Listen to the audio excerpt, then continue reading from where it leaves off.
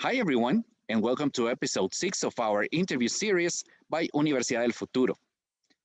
Today is July the 4th, the day when the United States celebrates another year of their independence. So today, I wanted to bring you a special edition of our series talking to two wonderful futurists from that country, Christy Casey and Nour Batyne. Christy and Nour are the creators of Resilience 2032, a social media theater experience that transports you to the year 2032, bringing to life an interactive fictional future to inspire action today. For the creation of this experience, Christy and Nour were awarded with the Next Generation Foresight Award by the School of International Futures, one of the most prestigious awards in the whole world for futurists and professionals of this discipline. During our conversation, Christy and Nour are going to tell us about how they came up with the whole idea of this experience, where an independent candidate, an indigenous woman, has the possibility to become president of the United States in 2032. They will also tell us about their own idea of the preferred future for their nation, the United States of America. I hope you enjoyed this conversation very much, and I'll see you very soon. So here we are with Christy Casey and Nour Batyne. Thank you guys, and welcome to this interview. Thank you, Mauricio. We're glad to have this opportunity. Thanks for having us again. Or for having us generally. It's always good to be in conversation with you. Thanks. And well, I think we can start with you work together since some time ago. So, guys, how did you meet each other? How was it? So this was, do you remember when this was? It was summer 2019? I think it was 2018. Yeah. Was it? No. I think it was 2019, summer, because it was, or maybe it was even spring. Anyway, we were both attending a We NYC workshop, which was a women's entrepreneurship workshop hosted by the city of New York. And it was around finance. And Nour, you were working on a completely different project at the time. Yes, at the time, so my background is in the nonprofit social impact and innovation space, as well as in the arts, and we'll get to that. But I was specifically attending that workshop as I had co-founded an app that connected. It was an online marketplace that connected people to products that were from community banks. So the idea was to like create a space for people to be able to engage with products that were not accessible to them otherwise. And it was a financial literacy app, really. And it was a workshop around like raising funds for women entrepreneurs. And here I am, this like experiential theater artist that's like, I don't know what I'm doing here because I do not fit in with any of these other kinds of businesses, and very much had that in my way of approaching other people, which I'm still unlearning. But I started telling Nour this sort of baseline idea for what became Resilience 2032. And she was like, no, I get this. Like, this makes sense to me. I am passionate about the arts and social change. And this is what I want to be hearing about. So we were like, okay, well, do you want to add to that? At the time that we met, I had founded this collective called Disruptivist, which at the time was a series of conversations called the Disruptivist Conversations, and we were doing a residency at the Brooklyn Art Cafe and Bar. And the idea was, having been in the space of the arts and in social impact space, I was kind of frustrated by how the arts were not taken seriously as a tool for social change. And so the work I'd been doing at the time was talking to artists and trying to really amplify the work of the arts as a tool for social justice and how it was being used in the very different disciplines and modalities. My background had been in theater, and more specifically interactive theater, and how interactive theater had been used in Jordan, which is where I was born and raised, as a tool to facilitate conversations and a Mhm. tool to change behavior and mindset around very complex, sensitive, difficult to talk about issues like violence against women and femicide, like so-called honor killings, like early childhood marriages and public health related issues. So I had, you know, it was very much part of how, like all the work I was doing was really to focus on how we could be integrating the arts more strategically into social impact, social innovation spaces. Yeah. And then we were like, okay, yeah, we need to connect. The work that you're doing is very aligned, but a couple of weeks or even months had passed and that just hadn't happened yet. And I happened to meet one of our mentors, Jamie Schwartz, Mhm. completely unrelated to our conversation. And at the end of my conversation with Jamie, he was like, you know who you need to meet? Nour Batyne. And I was like, I've met Nour Batyne. And then we reconnected, and actually, you know, that the rest is history. You know, it's I love that story so much because it's funny. Like I think sometimes you're meant to meet people, and then if if it doesn't happen, like some sign comes to you in some other way, where it's like a nudge, like you guys need to meet again, like this needs to happen, like there was a reason for why we met at the time that we met, and everything that was unfolding around us, which I'm sure we will get to, because Resilience 2032, our project ended up changing completely Yeah. after we launched and after we had been working on it for at least 8 months or 6 to 8 months. Yeah. It took a completely different turn because the pandemic, Mhm. COVID, the pandemic happened. And so that is part of the story of how the project came to be as well. Right. And before talking about Resilience 2032, I wanted to ask you, how did you become involved? I mean, you have spoke for a little while about your background. Christy, what is your background, your academic background, by the way? Yes, I am a theater maker. I grew up wanting to be a performer, an actor, singer, dancer, and trained a lot in that. And then in college, I was a theater studies major. So I discovered more of the back end work in directing and producing and writing. And I decided that I wanted to make projects that I cared about instead of spending hours online at 500 people cattle calls, as they call them. Right. And I also discovered immersive and experiential work, and knew that I wanted to be creating work where the audience wasn't just taking in what I was saying, but that they got an active voice as part of that. And I was part of a program called the Interactive Deep Dive from 2017 to 2018.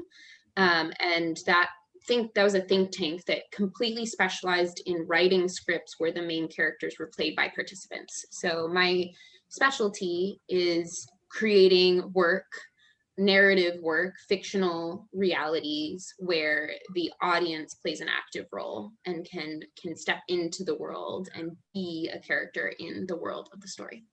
That's right. And Nour, as you said, you have a master in nonprofit management, but what was your bachelor? It was actually in cultural studies and media and communications. I was at the time also part of the theater troupe. It was called it's called the MISC Dance and Theater Troupe. But I at the time I did my dissertation on new technologies, youth, and social change, and I interviewed activists from Lebanon, from Beirut, from Cairo, and from Amman that were using blogging at the time. This was in 2008. That Mhm. were using blogging as a tool for organizing and for social change, really. And 2 years later, the Arab Spring happened, and so since then, I had been very much, like I'd say, obsessed with how young people were using various tools for mobilizing and for social change. And so um, yeah, the world, like studying the world of social media and how young people use it for social change has been something that's been the one consistent thread, I guess, throughout my career so far.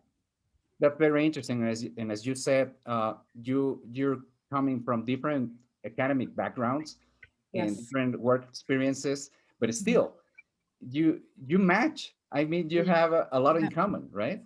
Hmm. For Yeah. sure. That's great. Great. And And I think, now, I think that's a really important. Oh, go ahead, please. Sure. sorry. There was a bit of a delay. I just wanted to make that point 'cause I think like you calling that out is very important because I think looking back on the process, I think what was really cool about what we were able to create was the fact that like people that came to be a part of the creation process and participated in the world building, everybody came from very different disciplines, from like organizational psychologists to UX designers, to other theater practitioners that didn't have necessarily interactive experience or background, and I think that's what, like, I'm a big fan of mixing experiences in teams and generally in co-creation, um, because yeah, the more interdisciplinary, I think the more creative and innovative work can be. Yeah. That's right. And after that background, how did you guys become involved with Futures and Foresight? How was it? I don't know about you, Nour, but I really did. I'm pretty sure it's similar with you. I did not really realize that foresight was an industry until this project. And for me, it was specifically Jane McGonigal and Stuart Candy's work that bridged into experiential entertainment work, because they were well known, or I guess really not that well known, but well known enough that I found them for the ARGs that they created with the Institute for the Future. And through researching their work, we discovered a whole world of foresight and futures. And it's been a really exciting and eye-opening journey. Did Yes. you, was yours was similar, right? No, Yeah, at the yeah. same I had So the Institute for the Future is a really big nonprofit um based in California. I would say, like, I had known of their work as a nonprofit organization. That was yeah, yeah, and then of course the work of Jane McGonigal and Stuart Candy, and I think the Institute for the Future actually have created through Jane McGonigal an online course on Coursera that's like time? an introduction to futures thinking. That She has several courses, and one of them is specifically gaming the future, which is exciting to me. Right. and it's And free. yeah, Yeah, they're all free. So yeah, so that's an amazing resource. okay. Yes, it is. And I have realized that many people around the world are now aware of this and they're taking these courses from Yeah. the Institute of the Future, and their work is very, very important. And and now that you mentioned Jane McGonigal and you mentioned Stuart Candy, I think that that's my personal appreciation, that you took some inspiration from them for the work then you did with Resilience 2032. And I would like you now to talk about Resilience 2032. What's the project? What was it? And just feel free to tell us everything about it, because I had the chance to experience it for a couple of sessions, and I think it was a very interesting experience in an electoral year in the U.S. So please, why don't you tell us? Yeah. Yeah, I think that's very important to point out that it was an election year. So the reason why the year 2032 was chosen was because it happens to be a US election year. And it also happens to be 2 years after the UN Sustainable Development Goals were meant to be due. And the election was very important to both of us in very different ways, but also in very similar, aligned ways. And that we all knew that this election was going to have consequences for generations to come, and also that this election will have consequences all over the world. the US had in the 4 years before that pulled out of the Paris Climate Agreement, and amongst many other decisions that had impact all over the world. And so, and as someone that had lived in various places before living in the US, and I at the time was not a US citizen. I have now become a US citizen in the last 2 weeks, actually. So I'm very excited to be practicing my right to vote in the midterm elections and beyond. But it was very personal for me because I really wanted to vote in that election and I couldn't. And so being able to like mobilize people around the importance of this election and what it is to be the idea of a global citizen was something that we talked a lot at the beginning, knowing that we tend to forget sometimes in the US how important of a role the US plays politically, economically, culturally, all over the world, right? And like what kind of responsibility are people taking, or are they awake or knowledgeable or aware of how important of a role that they are playing in practicing their right to vote? So um, the story centered in the year 2032 around an election. Christy. Yeah, so I mean, I imagine that this is probably not just an American thing, but particularly here, people tend to take the right to vote for granted and are like, oh, it doesn't make a difference, it doesn't matter. So we wanted to create a theater piece, a story, to help people understand the long-term implications of what their vote could do, and take a little bit of a step into the future through this story. So that's what we built. And the format, which it was very much inspired by the ARG-ARX format that Stuart Candy and Jane McGonigal used, but we were calling it social media theater because it was unfolding on social media platforms in real time and with an emphasis on incorporating and asking for participants to play a role and submit responses to various prompts to become part of the story. So every week during the live experience, but prior to the actual launch of the 2032 story world, we were hosting a panel discussion and a workshop every week as part of our research to invite both experts and non or like sometimes the people who showed up to those workshops were also experts, but whoever wanted to come and join for the workshop could come and say like, hey, this is what I think is in the future, these are the questions that I have in the future. And that was what we built the story world on.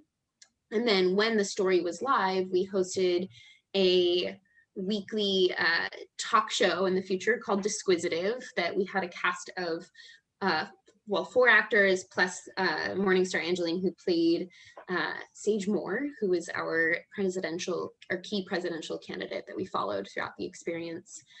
And every week they had that show where they were talking about the key events that were happening in this 2032 world.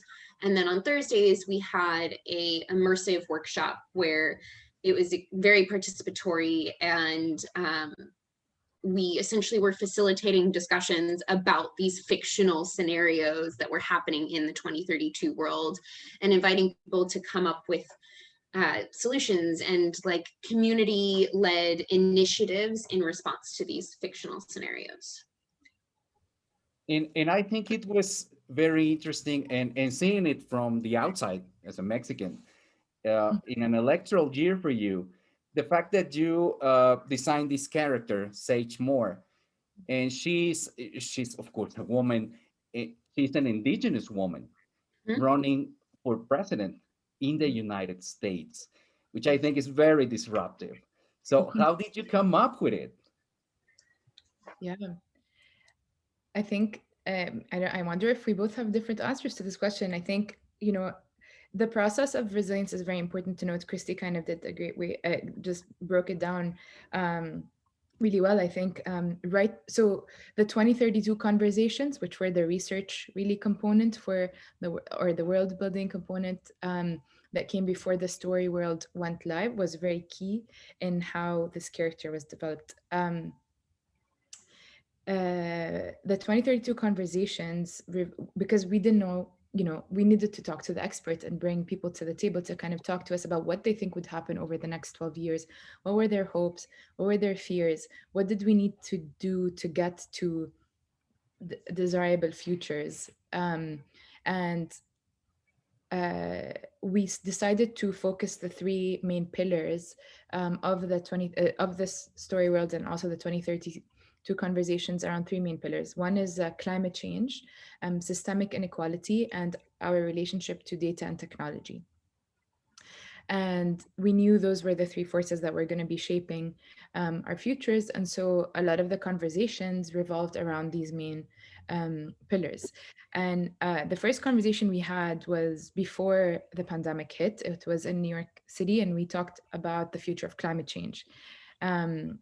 The second one was in San Francisco, because Christy and I traveled to LA for the Four Freedoms Congress, which is an organization that we are both, Disruptivist is a part of it, and Ruth Christy's company is a part of it. So we're both members of Four Freedoms Foundation, and they at the time created a congress for artists and people that were working in the creative civic participation space to come together ahead of this election. And we, of course, had already begun the ideation around Resilience 2032, and we're talking to a lot of people there about it, and we pitched it to a few other people as well to kind of, and a lot of the people that were there ended up playing a major role, and we were introduced to the wide awakes at the Congress, and it was like the first introduction of the wide awakes. The wide awakes are a band of abolitionists. The original wide awakes were actually a group of people in 1860 in the U.S. that rallied around the candidate Abraham Lincoln, who was not really that popular, but their movement at the time made it possible for him to be elected as president. And he was, maybe people may not know that would watch this, that he at the time was the president that ended slavery, amongst other important pivotal issues in U.S. history. And these wide awakes used like the eye iconography, and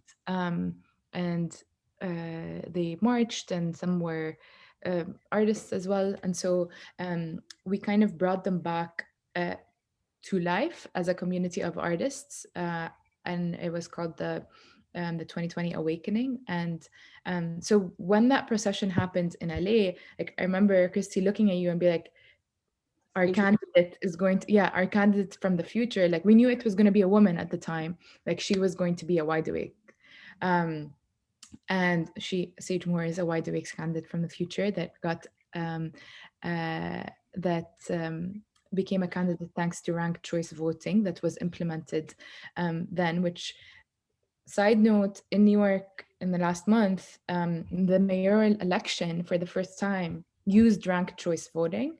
So it's very, in the subway in New York, you're surrounded by like all these advertisements about ranked choice voting being implemented in New York for the first time. So it's kind of surreal to kind of see it.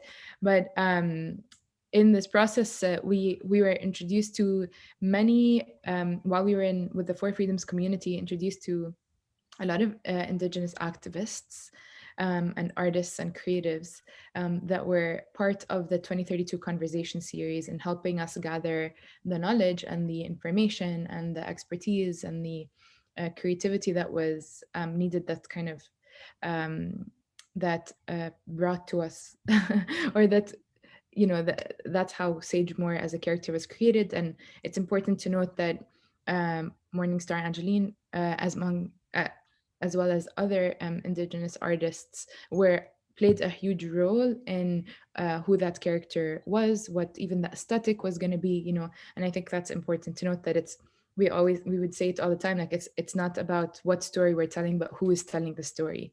And so at Resilience, we wanted to be very open and clear about how much of a co-creation this whole process was. Yeah. So part of our writing process was to invite anyone to join these workshops. And then once we actually did the casting, the actors were very heavily involved in the writing process, and we specifically cast actors who were also writers, so that they could be a part of the process of developing their story.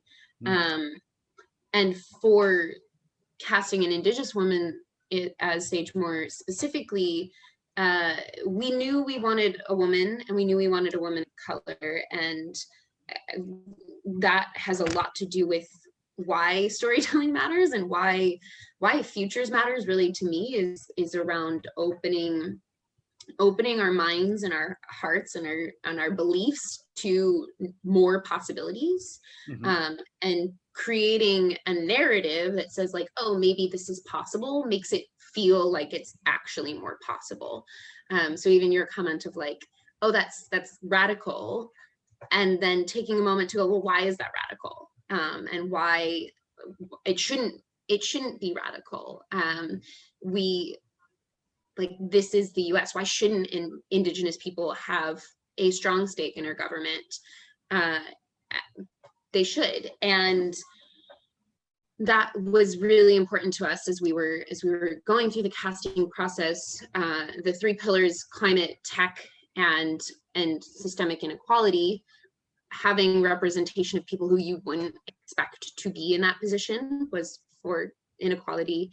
And climate, obviously, Indigenous connection to this planet is so foundational, and so like we need to be, and that was one of the main things that we talked about over and over and over again through our process of going and seeking guidance and advice, and looking to Indigenous practices as we think about how do we want to move forward in caring for our earth. They have a long history of doing that well. We need to be looking to them. And then technology, one of our advisory panelists, Amelia Winger Bearskin, who is a really amazing Indigenous woman who was part of the ITP program here at NYU, Tish, and is also part of the Four Freedoms community, is how we were introduced to her. She has a podcast called Wampum Dash Codes, and it's all about it's all interviews from Indigenous technologists, and I'm probably not going to do justice to how she would describe it, but the way I internalized what she had shared was that as an Indigenous woman, her understanding or relationship technology is less like, it's not like a lot of times we'll view it as a tool or as something that we've created or used, and she'll look at it more as a collaborator, where like humans are not the end all be all source of like creation, but everything is a collaborator and a force in the world, and that technology and AI and all of these things can be something that we create alongside, as opposed to like using or fighting.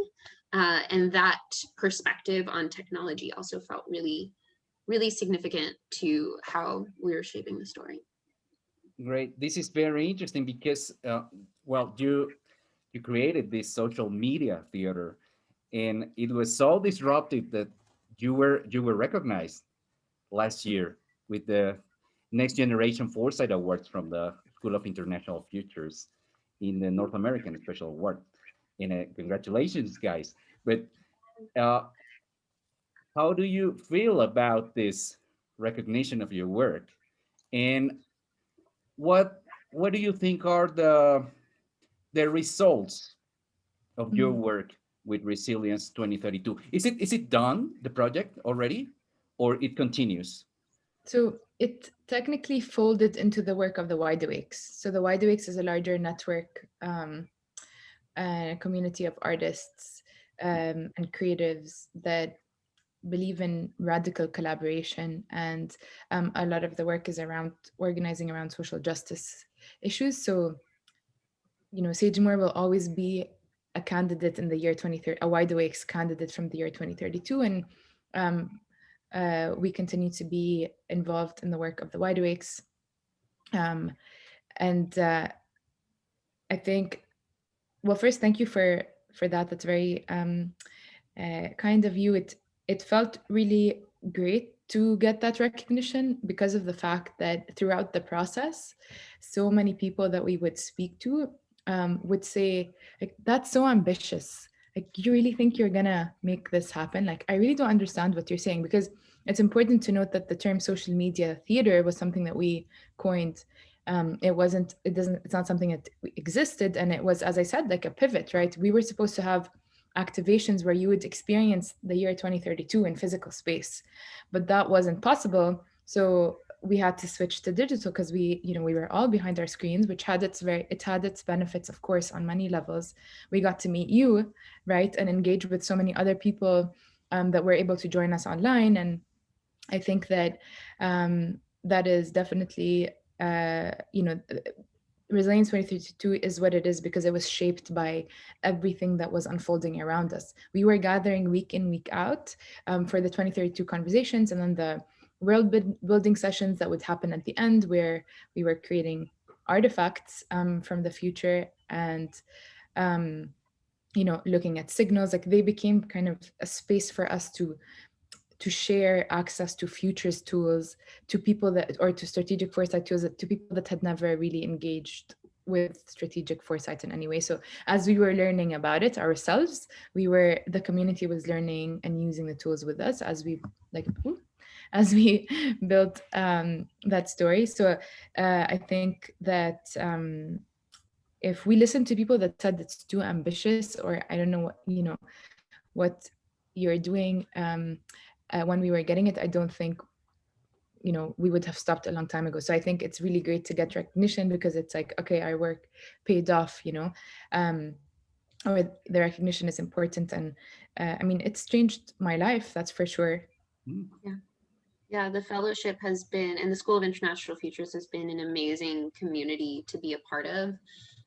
It's so global, and it's really exciting to see what other people from other parts of the world are working on. And I know that fellowship is only just like growing, and those relationships are growing. I'm really excited to see how the fellows will start to build projects together. And yeah, global interactions and collaborations are a big part of what has motivated us in this project, and that's what I'm most excited about from the fellowship.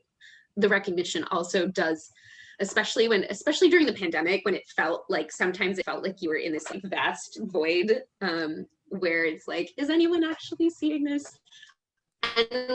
And they were, because we had this beautiful community of people who would show up consistently. And you asked about like, what do we think the impact of the project was. So many of the people who wound up coming to the workshops wound up being on the team, and it was because this became a space for us to all process what was happening in the present through this lens of the future. Yes. And to like pull ourselves out of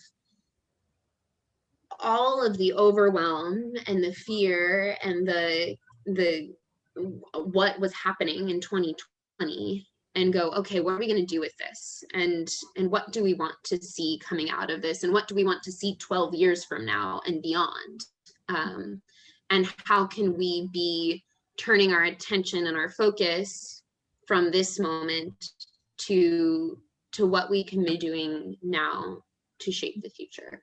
And one of my favorite pieces of feedback that came from someone in our community was that it was one of the few places where she felt like her ideas made sense and feel at home and welcomed and encouraged in that space. And that is like why this work keeps me, that's the stuff that keeps me going.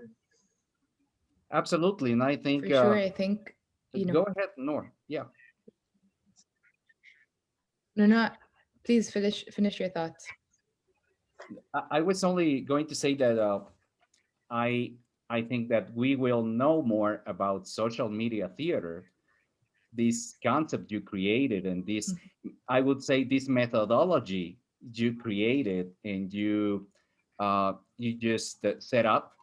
And I think this is not going to be the last time we're gonna see how this works, I'm sure more people will get to know it, and I think it's a very interesting way to use this futures and foresight uh, concepts and studies that we work with, and and it is the door for some people to work with it in a very different manner than it has been done before. That's what I think. Yeah, for sure. And I think the tools that are available to us are going to continue to change as well. And we're going to, XR is a really booming, fast changing industry. So I know there are going to be so many more tools. Like we experimented with AR filters and others. I think like honestly, I think the technology wasn't where we might have been a little bit ahead of the curve actually when we think about ways we wanted to experiment with like more immersive settings for people. But I think the one thing I wanted to add on the impact, right, is that I think imagination and creating a space to engage with the future is Mhm. actually very healing. And even though sometimes we can't measure healing in the same way we can measure other things, or we can't measure like the impact that the arts can have or role play can have, or like when you step into and interact and have a conversation with someone that's actually from a different time, right? Like creating that kind of engagement, an intimate experience with the future, I think I, I believe is can be really, really transformative. And um, that's the work that I think uh, I hope that more and more people see the value of it. And that's the work that's now become my life's work. And I really hope that people value it even more and more also on a um, global level, which is why I really appreciate what you're doing and create like translating this to Spanish um, and expanding the reach of, anybody can be a futurist if they or a futures strategic foresight practitioner, whatever you want to call it, if they want to and incorporate it into their work, right? And that was part of our mission too, to democratize access to this world. And um, yeah, I feel very grateful for the process and for all the people that like resilience would not have been what it was if it wasn't for all the people that showed up week in, week out, and for the team that we mentioned at the beginning. It came from so many different disciplines. It like this project was so much more beyond just Christy and I. It was all the people that participated and were part of the ideation, including you and at the sessions you attended and participated in. Thank you. Yeah. How did you hear about us? I forget.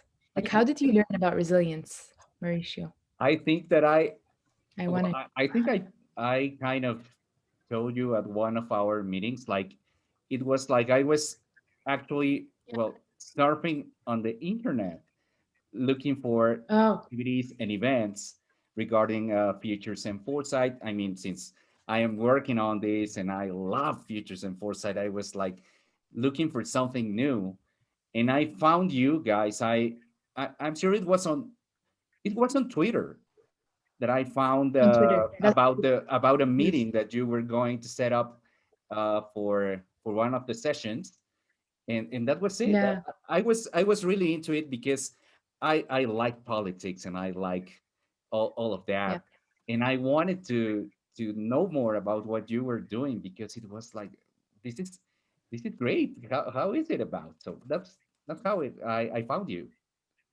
Thank you, Twitter. Yeah, Yeah. Social media. social Twitter media. was probably our least active platform, but I'm glad that there was a purpose in having that account. Yeah. Absolutely. And what are you doing right now? What are your current projects, and what are you projecting to do in the future? Um, I'm doing a rather strange experiment this summer. There was definitely, after resilience ended and after the election, I definitely had a moment to go like, and take a break and recoup from all of what that was. It was a lot of like literal work and a lot of emotional work in processing that. So I've been sort of going, okay, how do I want to continue to build experiential theater work coming out of that? And that's definitely at the forefront of my mind. But also I took the SWAF Foresight training course and am trying to figure out what's next for me in Foresight. And then I sort of stumbled into this weird experiment while working on a building project in my home. I stopped shaving for a bit and discovered that I can grow chin hair. And I started a project. I actually bought the account. It's Hairy Girl Summer. And I know this sounds like super unrelevant to this, but it is in my mind because it's an experiment in breaking social expectations. And I've been writing stories that I'm still working to like publish. I want to make a little video of a future.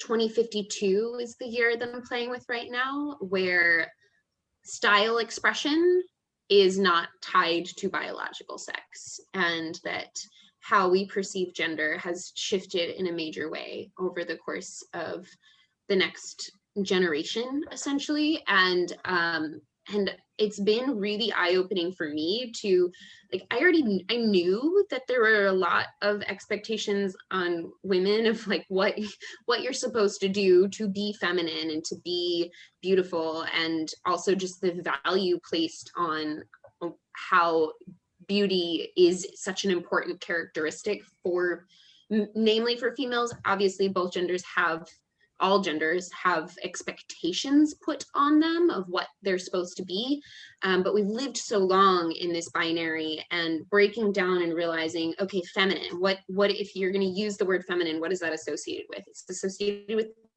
makeup, it's associated with form-fitting clothes, it's associated with shapewear, with high heels, all of these things that are not expensive.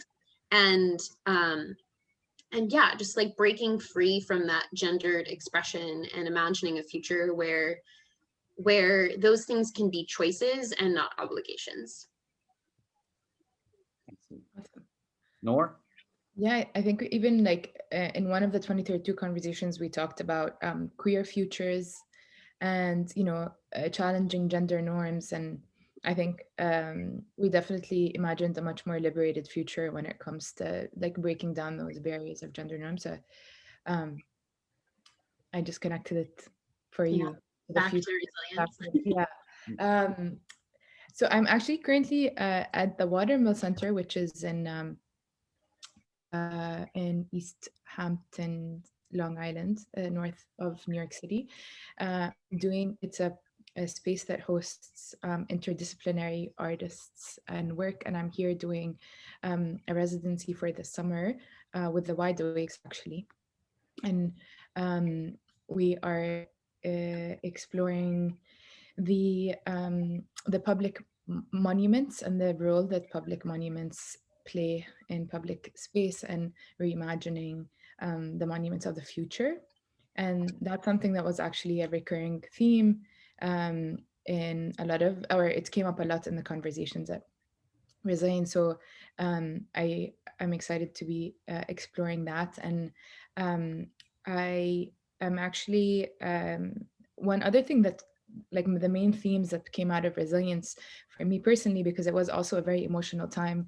A lot unfolded for all of us, I think, collectively with the pandemic. But on a personal level, like the Beirut explosion happened, I wasn't able to see like family, even things that were happening in New York specifically, like the Black Lives Matter movement going global. Like there was so much that was happening, and we needed, I think all of us needed a moment to really like take a step back and really like process what had happened so quickly.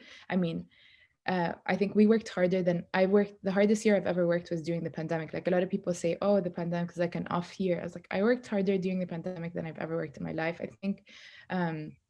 So one thing that was very clear to me was that cultural erasure continues to be very present, and I believe in storytelling and immersive storytelling as a really powerful tool for change and shifting the narrative. And so I created, along with a collaborator of mine, Britt Pham, who also contributed at some point to resilience. So we created a platform called Future Ancestors. And it's a storytelling incubator for people that have experienced cultural erasure. And we actually are hosting a legacy, what we're calling a legacy circle, on the 7th of July. And the idea is to bring together people that may not be, artists or creatives, but have come from families or from cultures that have experienced erasure, and inviting them to gather and have conversations with their elders and gather ancestral knowledge and wisdom through that process. So it's a storytelling incubator and a healing space, really, for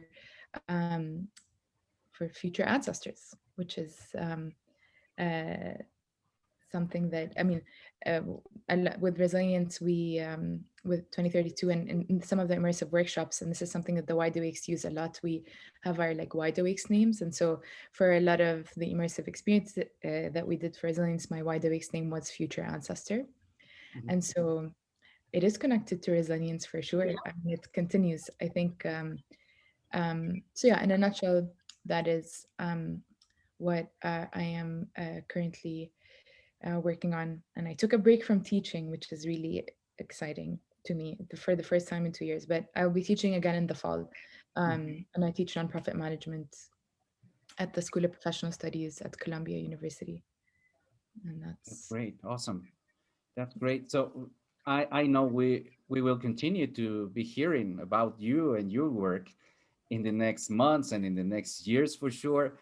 And we're almost finishing our interview. Again, thank you very much. But before that, I want to ask you, what's your preferred vision of the future for the United States? And that's one. And then I would like you to say, like, what would you tell people in this region, Latin America? What would you tell to them about the importance of the future, and why is it important for everybody and for us in this region to think about the future? I would like to do those two questions. So please go ahead. wow, those are big questions. I think one thing I wanted to add is that like Christy and I continue to be next generation foresight practitioner fellows with the School of International Futures. So that work is one thing we both have in common, and we continue to work within that space together. Um, I will start with your second question. um, I think that um, especially, and I think especially to the younger generations, that the future is futures versus one future.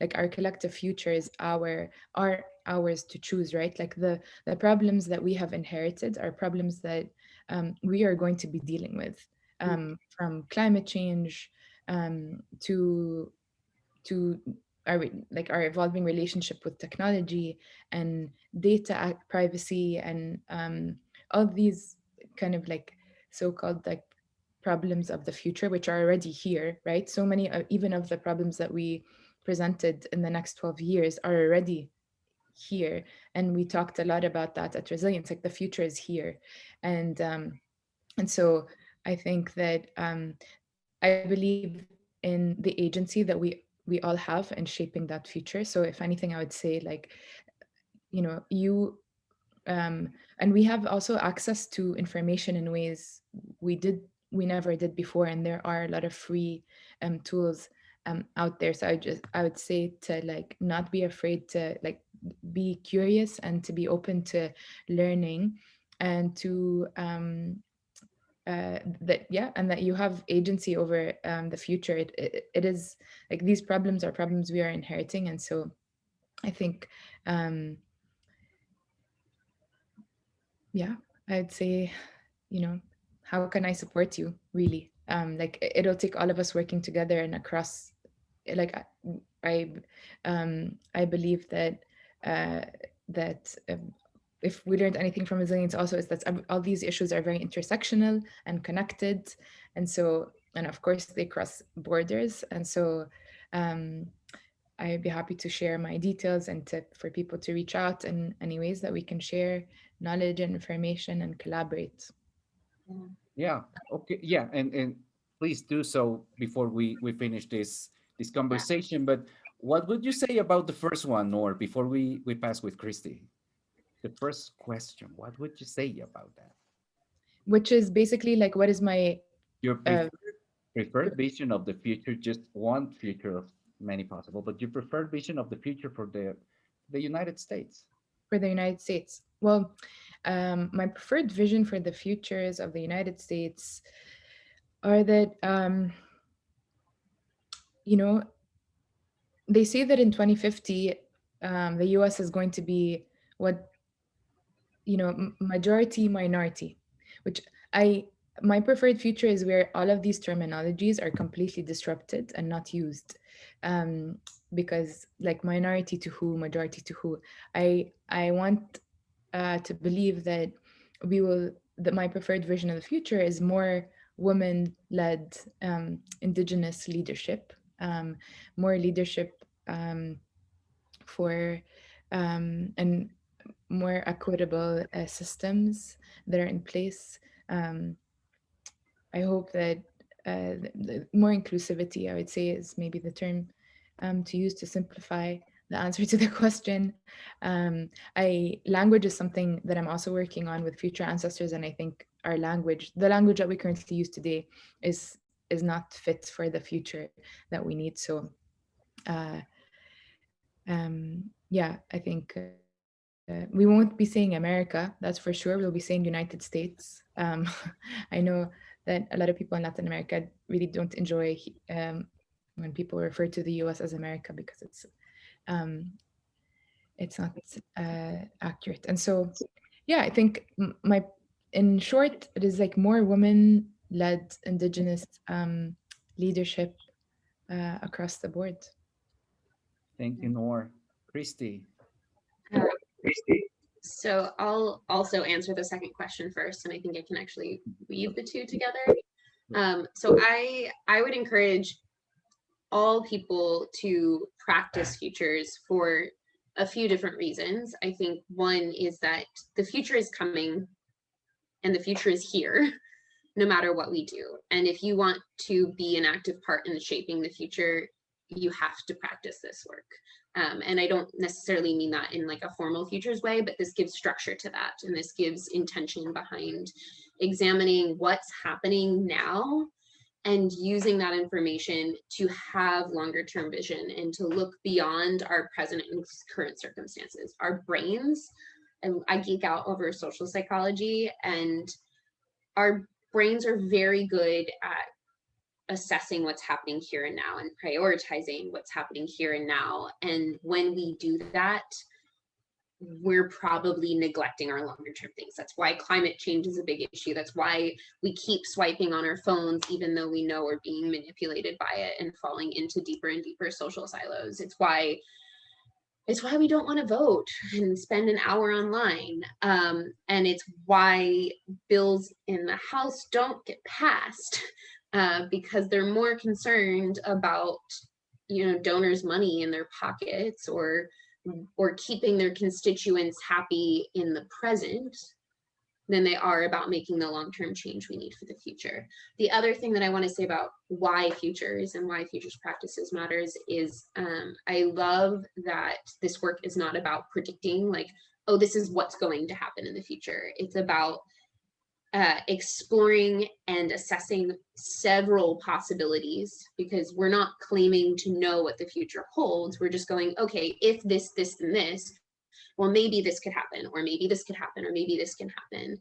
And being aware of those stories and creating those stories is, I think, very like it can be great for resiliency and for avoiding risks around some of the things we're concerned about, but it can also inspire you to go, hey, like maybe there is a future where there's Indigenous representation in those offices in a time and a space where right now that feels like impossible or so far off.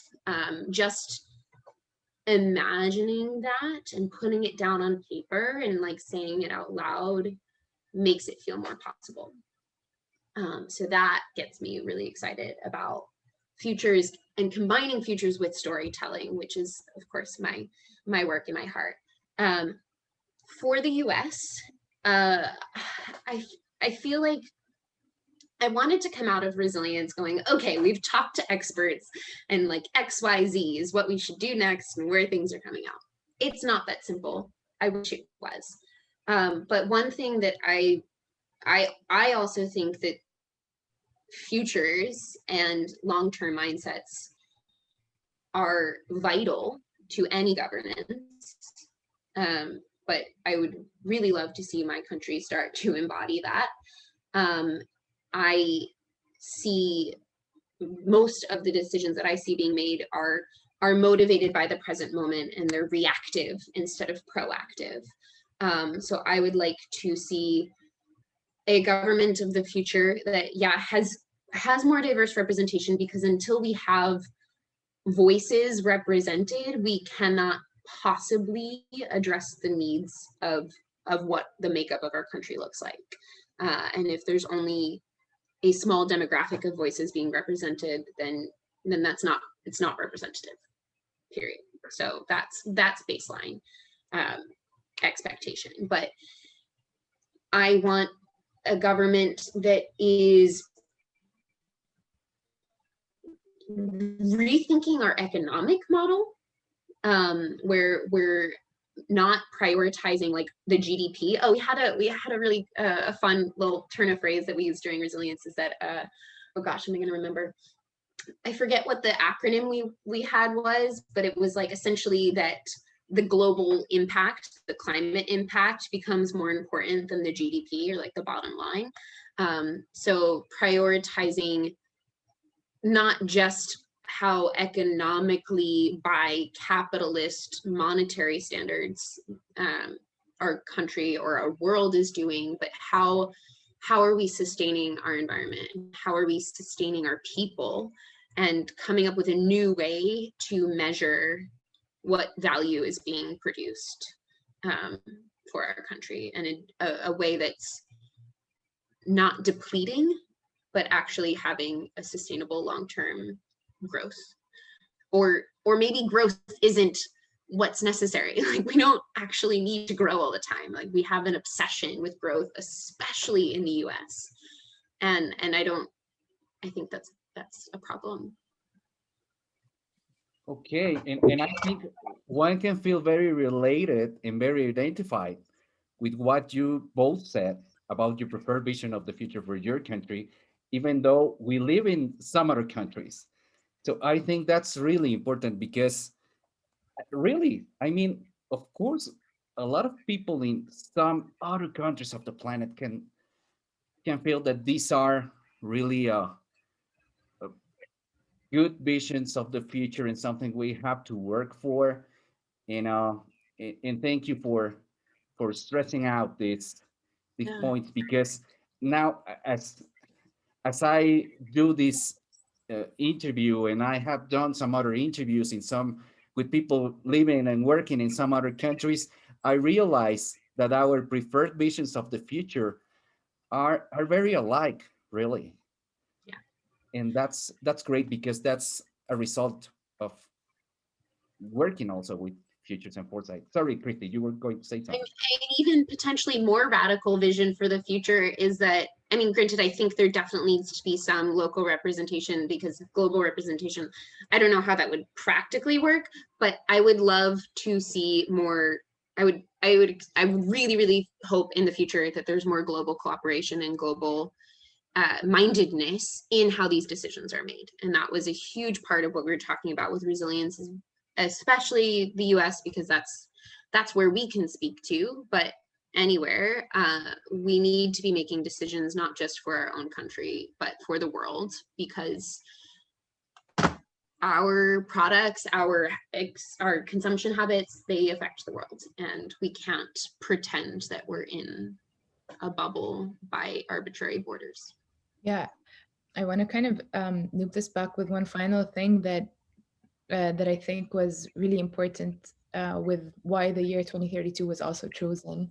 And yes, these issues are very intersectional, very interconnected around the world.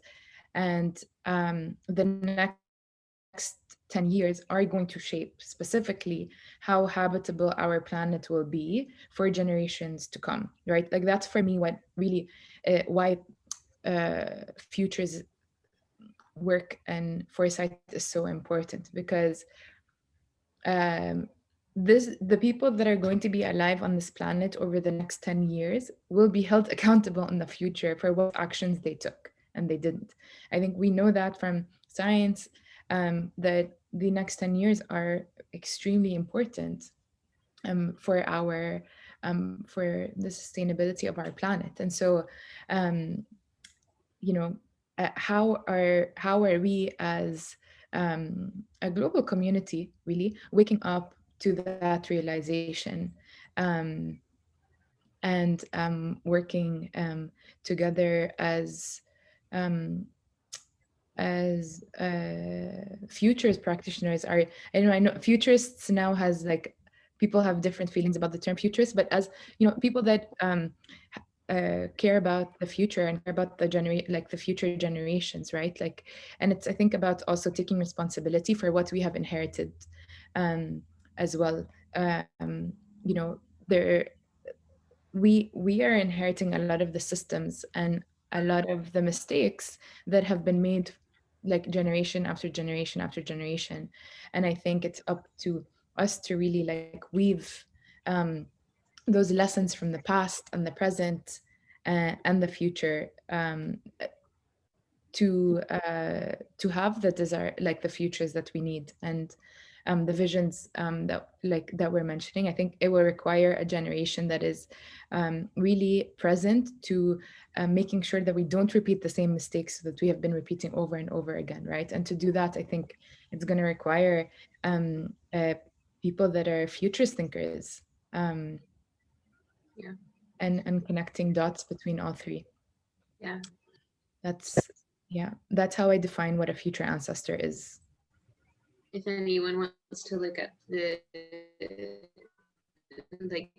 report that you were referring to, the IPCC report, essentially gave us a deadline of the next 10 years to be like, it's got to change or there are detrimental consequences. So yeah, we really are relying on this generation and our generation, us here right now, to save our planet. We had a little catchphrase that was like, the future is depending on us. And it might sound dramatic, but that is our responsibility as future ancestors.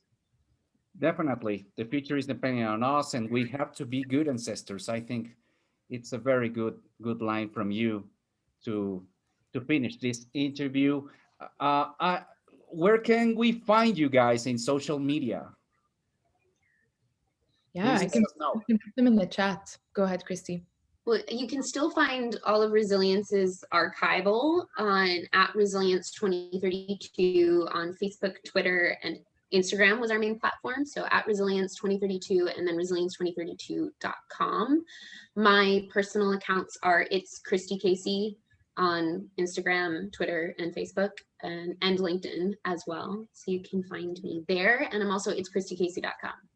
Yeah, and some of the Resilience 2032 conversations that we mentioned in this conversation, some are on Facebook if you check the video section, but we also have a YouTube channel. The Resilience 2032 on YouTube has some of the conversations that were referenced today. And I am on Instagram at Nour Batyne, and on Twitter, the Disruptivist and disruptivist.xyz. You can sign up for my newsletter. And the Future Ancestors is also .org. We have a website and we're also on Instagram. But we can share all those links with you. And if also you can check out the Wide Awakes, thewideawakes.com, and or follow the Wide Awakes on Instagram.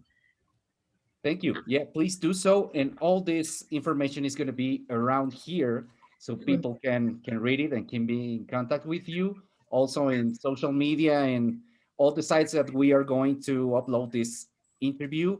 Is there anything else that you'd like to say? Thank you. Thank you. And go build the future that helps the world. Like I don't want to say build a future you want to see. I want to say like build the future that we need. Yeah, that's right. That's right. Thank you very much, guys, for this opportunity to have this conversation. I think it was a great one, and I appreciate it. And well, we will be in contact, hopefully, and we will for sure know what you are doing next. All those objectives and projects that you are working on. And thank you very much, and thank you all for watching. Thank you. Thank you. Yeah. Muchas gracias. Gracias a ustedes. Muchas gracias. Bye bye. Ciao.